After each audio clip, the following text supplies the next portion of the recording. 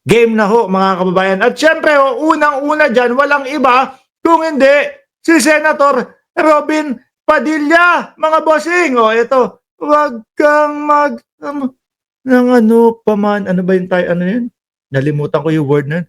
Wag kang mag-isip ng ano pa man. Diyos ko po. Uumpisahan ho, ni Robin Padilla, kahit sunugin nyo ako, amoy Duterte ang maaamoy nyo sa akin, o tapos ngayon, merong mga nagsasabi, pupunta po kami ng Senado para po sunugin namin si Robin Padilla. Ayan, natatakot na daw po. Naka-red alert, mga kababayan. Magbibitaw ka ng salita na kahit sunugin ka. Tapos biglang naka-red alert yung mga security mo. Biglang ganun. Sabi ni Ma'am Delia Rosario, amoy eat daw si Robin. Sabi ni Jiro Kansaki, ang totnab daw ni Binoy. Pakinggan nyo ho ha. Sabi, sunugin si Senador Robin Padilla kung amoy Rodi Duterte nga siya. Eh ikaw yung nagsalita unang-una niyan eh. Kahit sunugin nyo ako eh. Tapos ngayon meron pang nalalaman, naka-red alert po ang security namin. No? Dahil po dito sa lumalaking sigaw ng sambayan ng Pilipino, nasusunugin daw po ako.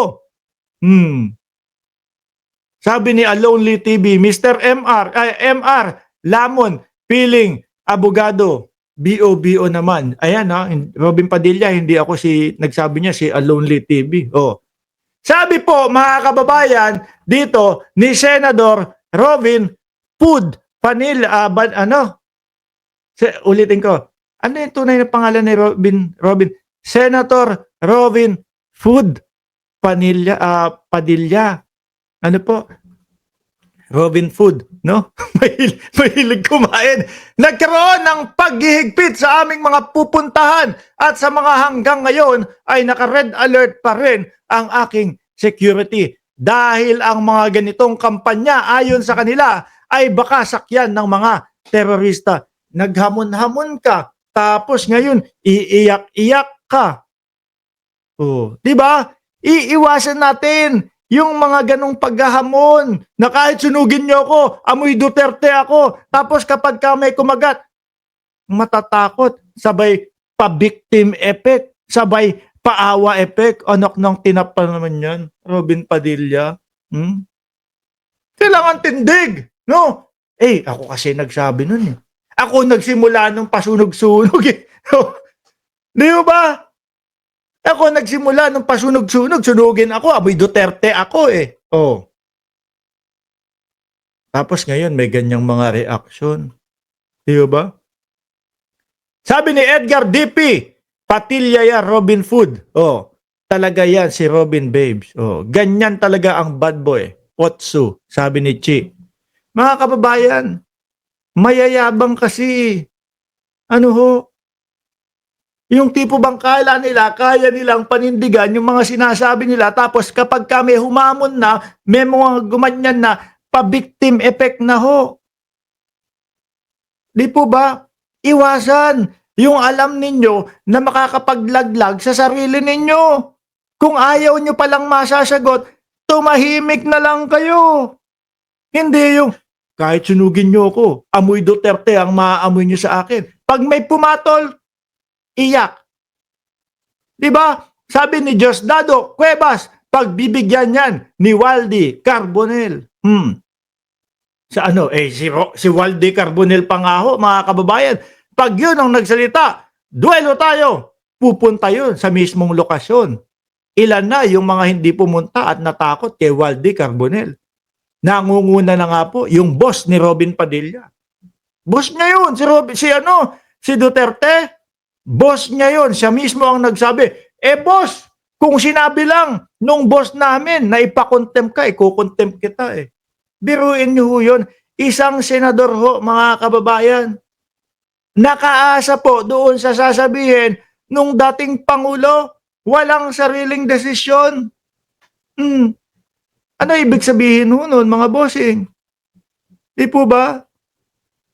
Eh di kapagka sinabi pala ni Duterte, i-contempt mo yang si ano ha, si Torre kasi si Torre ang nagpahuli sa akin. Kahit wala namang ka-contempt kay Torre, eh gagawin mo. Di ba?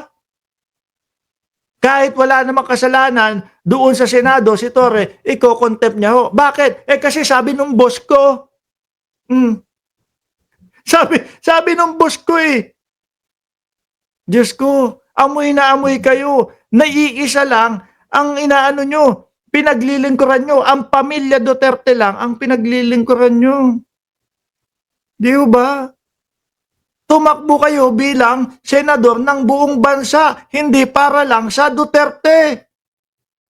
Tapos mamukat-mukat namin, sasabihin mo, eh kahit sunugin nyo po ako, amoy Duterte ako. O ayan, may pumatol. Ngayon naman, iyakan na. Ngayon naman, eh kayo na ang biktima. Pabiktim na kayo. Bigla. Sabi ni Rosewin Isidro, paalala lang Robin, hindi na si Digong ang Pangulo. Wala kang K. Hanggang ngayon no, mga kababayan, eh parang wala pa din po tayong nakikita kay Robin Padilla.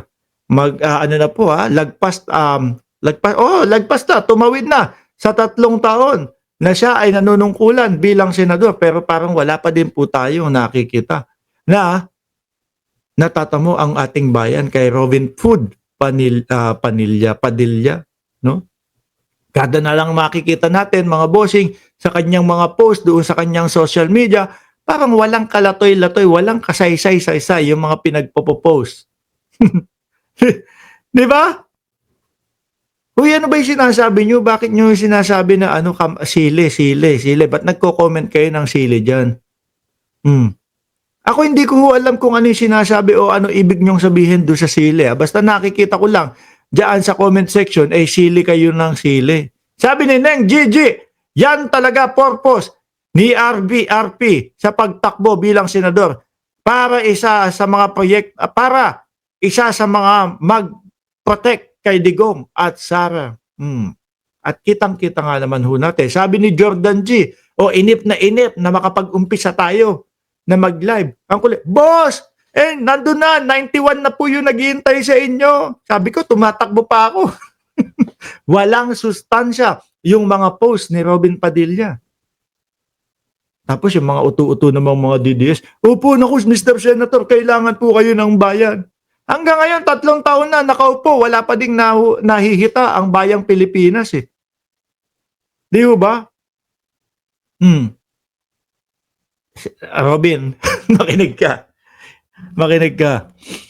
Si Walde Carbonell, pumapatol yun. Ano? Yung sinabi mo na sunugin ka, mga muy Duterte ka, pupuntahan ka talaga nun. Kasi tingnan nyo mga kababayan, ano pangalan nito? Si Baste Duterte. Hinamon din, di ba? Tara, duelo, o pumunta doon sa Luneta. Si Baste hindi naman dumating. Ang dating Pangulo, ganun din, hindi din dumating. Pupuntahan ka nun, Robin Padilla.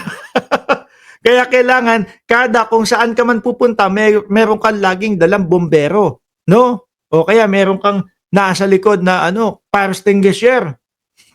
Baka mangyari nga yung sinasabi mo. Be careful what you wish for. Di ba mga kababayan? Kahit sunugin ako, mangangamoy Duterte ako. Ayan na, meron ng mga gustong sumunog sa iyo. Bigla ka namang nagpabiktim dyan. Ganyan pag nag-isip, pag nag-addict. Sabi ni Raymond, uy, wag ko naman. Meron namang mga gumamit dati na maayos na ang pag-iisip ngayon.